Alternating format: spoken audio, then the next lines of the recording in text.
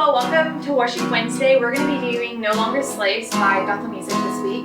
And this is a song that I have been singing for quite a few years, and I learned to play guitar. And I think it has so many main points to it, and so many big things that really can affect your emotions, but also really connects back to Scripture. And so I'm just going to break it down for you guys. You unravel me with a melody. You surround me with a song of deliverance from my enemies till all my fears are gone.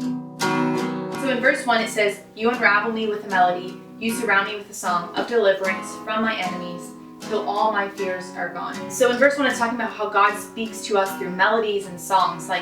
I know so many of us, we connect well with God when we're worshiping Him, we're loving Him well, and so that's what this is saying. It's just that God can really show Himself and teach us more about Him through melodies and through songs, and that He can help us work through anything. Like it says, He delivers us from our enemies, and He is there till all of our fears are gone, and He helps us work through anything, and He is always with us. We never have to worry that we're walking through something alone, and that we're doing something on our own.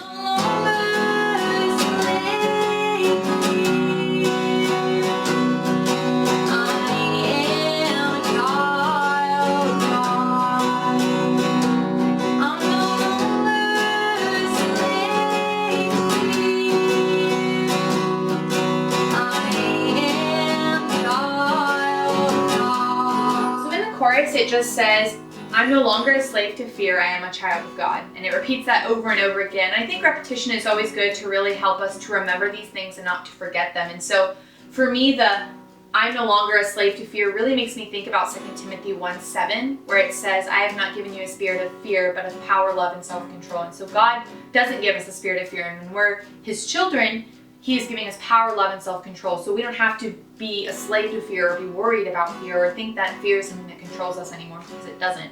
And then the child of God, I remember I was trying to think of this verse, and so I looked it up, and it's 1 John 5:1, and it says, "Everyone who believes that Jesus is the Christ has become a child of God, and everyone who loves the Father loves His children too." And so if you love Jesus, you are a child of God. And so simple, I'm no longer a slave to fear, I am a child of God. If you believe in God, He doesn't give you fear, He gives you power, love, and self-control, and He makes you a child of God. And so I think it's really important that we keep repeating that over ourselves, because it's so easy to forget in hard times and when things are not easy. And so I think that's why it's repeated so many times, because we need that reminder a lot in our lives. From my mother's womb, You have chosen me. Your love has called my name. I've been born again into Your family. Your blood flows through my veins. So in verse 2 it says, "From my mother's womb you have chosen me. Love has called my name. I've been born again into Your family. Your blood flows through my veins." And there are a lot of scriptures, and the one that reminds me in this one is that there's a scripture that talks about that God knit us in our mother's womb, and God knows every hair that's on our head. So if He knit us in our mother's womb, and He knows every hair on our head, He knows our faults and failures too, but He loves us anyways. And I think the crazy part too is that it says love calls our name, and God is love. So He's calling to us, and He's calling out to us, even in our failures and our weaknesses, even when we are so little and we don't even know that we need Him yet. He is calling out to us because He loves us. And then it says, "I've been born again into Your family. Your blood flows through my veins." And when we follow Jesus, we become co-heirs to the kingdom. And so His blood flows through our veins as children of Him and as co-heirs with Him. So that's just something that really speaks to me, remembering how much I'm loved and how much I'm a child of God. Verse 2 really speaks that to me, of just reminding us what mindset we're supposed to be in, that we are loved greatly in all of our failures before we knew we needed Him, and that He cares for us deeply. I am surrounded.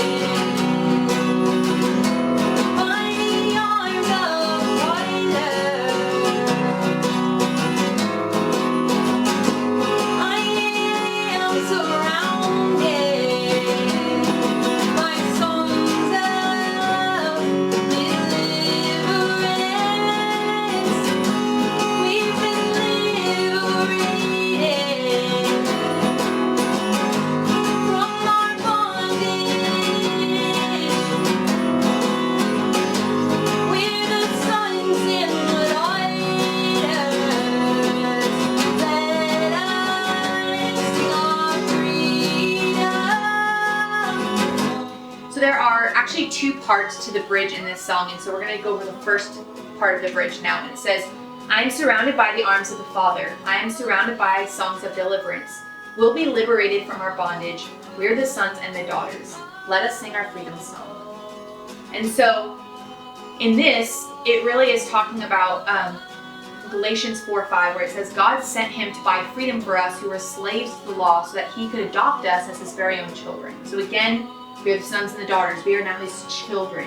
But also, we were slaves to the law. So when the law was created in the Old Testament, it actually made us sin more because now we knew how to sin, and we were still bound down by the law, by the sins that we couldn't get past. And so when Jesus came, he abolished that slavery to the law, that slavery to sin. He abolished that from us, that he's holding freedom, he's holding forgiveness in his hand. And when we pray and we confess and we repent to him, he is handing that freedom to us, that forgiveness to us, and we can talk to him now whenever we want. We don't have to go to some high priest to talk to him for us. And so really, we are no longer slaves to fear, we are no longer slaves to the law, we are no longer slaves to sin, but we are set free because Jesus died on the cross for us, and he set us free from that slave, from that sin. So we're surrounded by God. We're pulled out in deliverance. We are liberated from the bondage of sin and the law. Now we are his children, and now we are in freedom.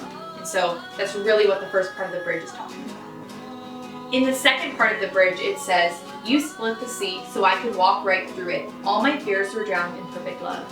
You rescued me so I could stand and sing. I am a child of God. And if we remember, God split the sea for the Israelites to get free from Egypt. And so God can metaphorically split the sea for us now in the future, and he can actually split a sea if he wants to do it again. But I think he can split the sea for us metaphorically to get us out of our sins. And we're struggling and we're like, there's no way out. He can make a way in anything. And so here it's talking about when we're going through hard things and when we're struggling, that God can open new doors. God can literally split the sea in half, and we can walk through that and be out of our sin and be out of the bondage that we're in. And the Israelites were in bondage. They were in slavery to the Egyptians, and so they were freed from that. They were in freedom. They were in bondage, and now they're not. And God split the sea for them to do that. And I think also it says, all my fears were drowned in perfect love. So once he overwhelms us and drowns us with his love, then we can stand up in his perfect love, and we don't have to be sitting in that shame and that sin that we were in before. We're in freedom. And so yeah, we're gonna fall again and we're gonna make mistakes. We're not gonna be sinless, but we can remember we don't have to sit in shame, we don't have to sit in bondage, but we can come back to that hand that God is holding with the freedom and with forgiveness in it, and we can turn back to him, and with his grace and compassion that we know he has, he's gonna free us from that again. And I think that is so powerful and that is so strong, and so that's why I picked to do this song, and I hope that you guys really enjoy that. And I hope you guys apply this to the song when you listen to it next time, and when I play it for you guys, I hope you just hear all that God has to say through these lyrics.